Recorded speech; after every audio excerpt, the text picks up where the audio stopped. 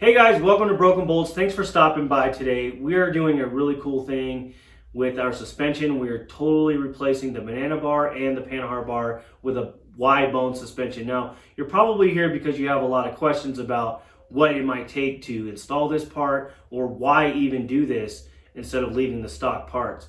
So what's really cool about the Y bone compared to the Panhard bar and the banana bar is it's much more stable. It's also less cluttered, and it also allows you the ability to change your pinion angle for different ride heights. If you're like me and you're going to be running an adjustable suspension like airbags or hydraulics.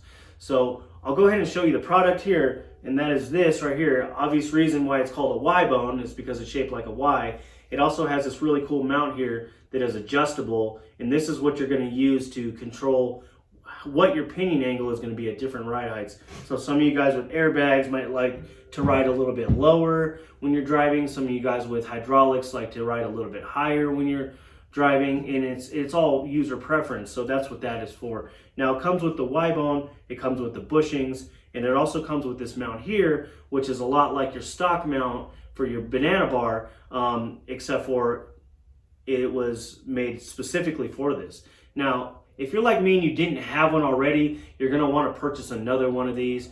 But a little side note on that is if you do have two of these instead of your stock one, there is going to be a little bit of welding and a little bit of drilling on the passenger side where your stock mount would be, because the holes did not line up. So I definitely had to weld up the stock holes on the top here, and re-drill those out to match for this bracket.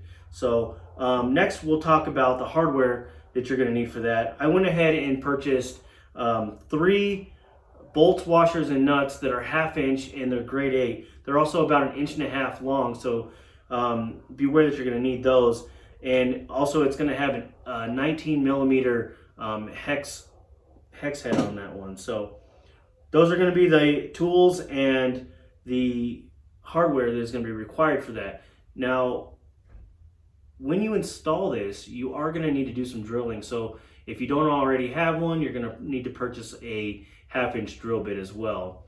Okay, so we'll move on and we'll just talk a little bit about what we got going on here. I have a 49-inch rear end that has been custom fit already for an Impala. It's shortened about 1.5 inches on both sides. So overall, I'm looking at a 3-inch shortened rear end. I'm going to be running a 3.50 gear, which is going to be really good for the horsepower that we're going to be running on this build. We have airlift bags. I believe these are the 2600 airlift bags. We have these really cool trailing arms that I purchased from a company called Global West Suspension. They have a really nice swivel ball here on the end that attaches to your frame, and this is going to allow for that movement left and right, up and down for different suspension. And then we have our airbag brackets. Now with your airbag brackets, you see you have this mount here, and this is going to attach to your frame right where the rubber bushings are, the bump stops you would call them. So right where the bump stops are, you're gonna install those there. Now if you don't plan on keeping your bump stops, you are going to need to replace the hardware there. I went ahead and used a 5/16 bolt. It is stainless. It's because of what I had laying around, and it's about 1 inch, 1.5 inches long, and that'll be good for that. It's also a 1/2 inch hex top on that. You may need a hammer. I don't really recommend beating on these bolts too much, but there is potential that it gets really hard to get the bushing into the mount itself, and you may need to finagle it a little bit. You're going to need a drill and your 1/2 inch drill bit. So these are all the parts, these are all the hardware, this is all the tools that is going to be required. Oh, you know what, and before I forget, you're also going to need a level about that long. I do have that, and you'll see why we're going to need that. So I guess we'll just get right to it, guys.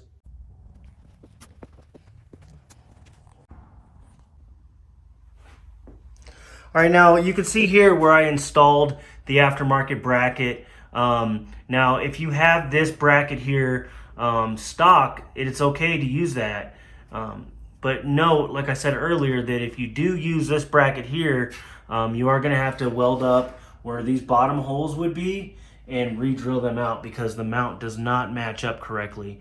Now, what we're looking at here on this side, I've already drilled it out, but this plate right here is going to be completely flat, and what we need to do is get the proper measurements to install that bracket. So we'll go ahead and move on forward with that.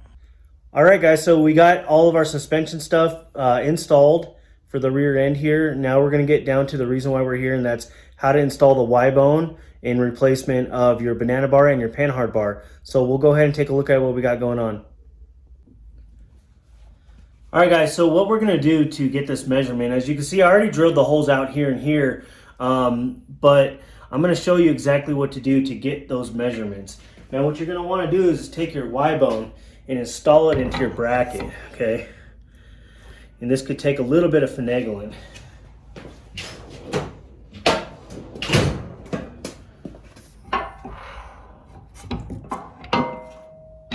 I'm going to give it a little bit of help, okay?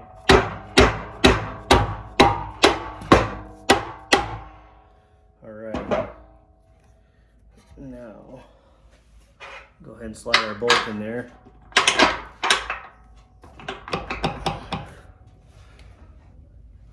Might need a little bit of help. All right, so that bolt is in.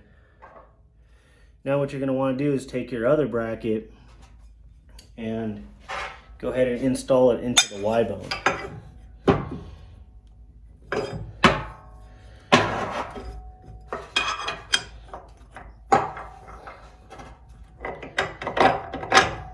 All right, just like that. Now, what we're going to do is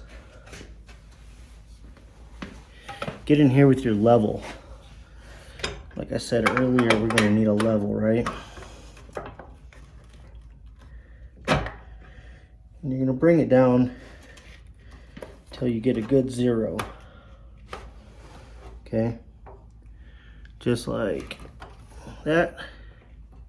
And then you're going to want to make your marks. So you know you're right there. Go ahead and make your marks to drill out on top and bottom. All right. Now go ahead and uninstall it.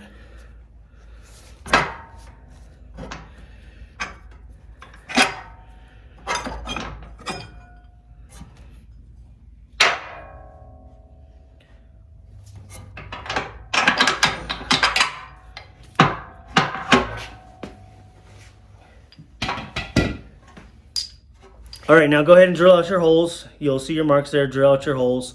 And then you're gonna go ahead, once you're drilled out, we'll just move forward and install it. Now keep watching because there's something in particular that we need to do here.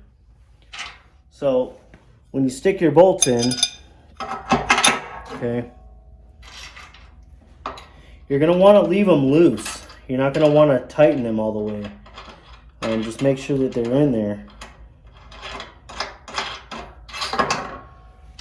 Okay. And the reason for that is installing the Y-bone. It's going to be a lot easier to install the Y-bone with this bracket loose. Now this one here is tight. So, and that's okay.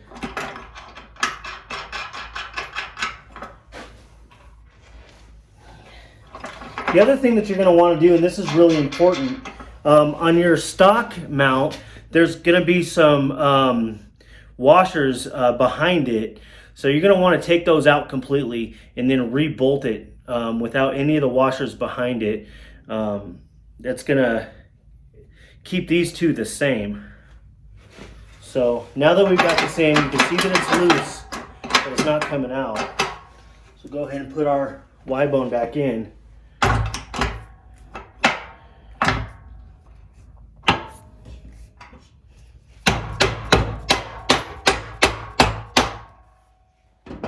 Okay, a little bit of help. All right, now that it's in, go ahead and secure our bolts in.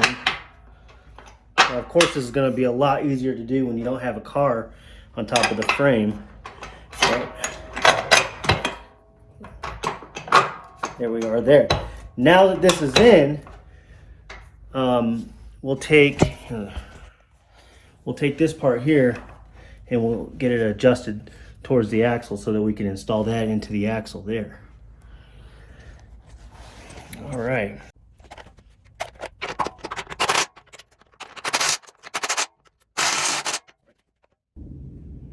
All right, so there we are, fully installed.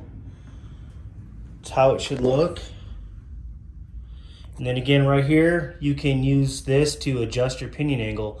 So whatever way you want your axle to face up or down, whatever your drive height is going to be. So